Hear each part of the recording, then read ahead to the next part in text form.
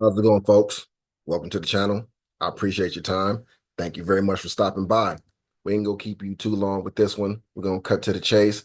We're gonna start by giving all praise, honor, and glory to our Father Yahweh in the name of our King Hamashiach Yahweh Shai, who is the Holy One of Israel. I do appreciate, being gifted with the Spirit, man, and the time and the inspiration to be able to drop these off for you guys. And I pray that you guys are all benefiting from them because it is my labor of love, man. It's nothing to it.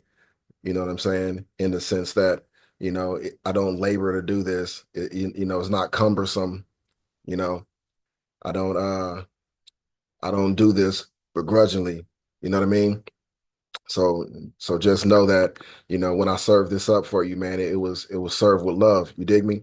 All right. So with that said, I want to get into this brief little lesson regarding Martha and Mary, because this is very good for us to understand some things, right? When we are in this truth, trying to make this righteous walk.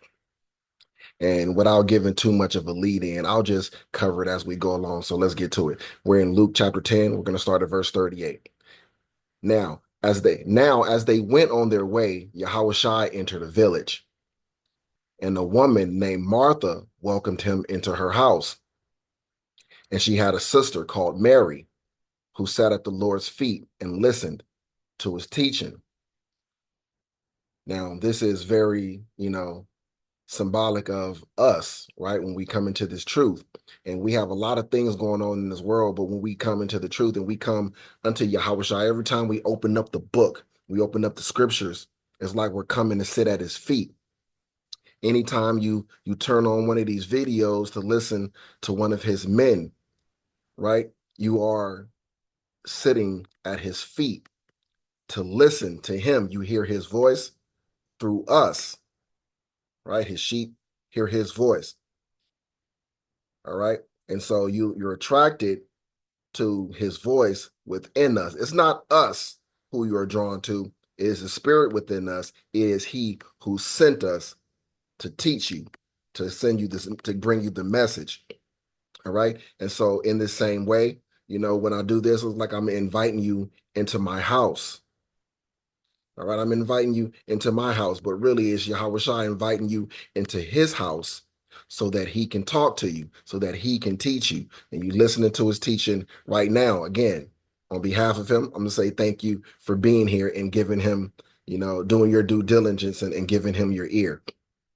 But Martha was distracted. All right, so Mary sat at the Lord's feet to listen to his teaching, but Martha was distracted with much serving. So, she's getting her hospitality on, right? And so, she's serving and taking care of her guests and making sure everybody's good and they're comfortable and they have what they need. And there's not a problem with it. All right, it's not a problem with it. Mary chose to sit down and listen to him teach. Martha is serving, right, and being a good hostess.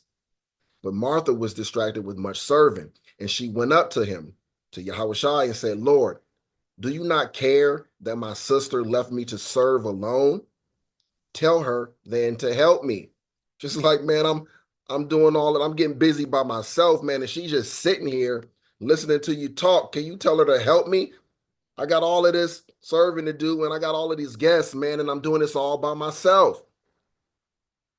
But the Lord answered her, Martha, Martha, you are anxious and troubled about many things, but one thing is necessary. Mary has chosen the good portion. She's chosen that good thing, which will not be taken away from her. So Martha is, told that she's anxious and troubled about many things, but she's not really being condemned for it. He's just setting her straight and pointing out to her that, although what you're doing is appreciated and you're doing a good thing, for your guests, but you're not really doing the best thing that you could be doing for yourself right now. But, you doing what you're doing is affording Mary the opportunity to sit here and listen, right? I'm not going to take that from her because Mary can always pass on to you what I told her. so you can do your good deed for your household guests, and she can hear this word, which is a great thing. Instead of both of you being cumbered about with all of these, different things that you're troubled with, and then neither one of you being able to get this message after everybody leaves your house.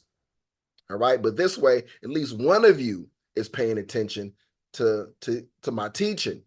And so then when we leave, Mary and you can get together and you guys can talk about it and she can tell you what I spoke about. Now, all of this is, inferred, right? It's not explicitly said, but it's inferred if you get inference, right?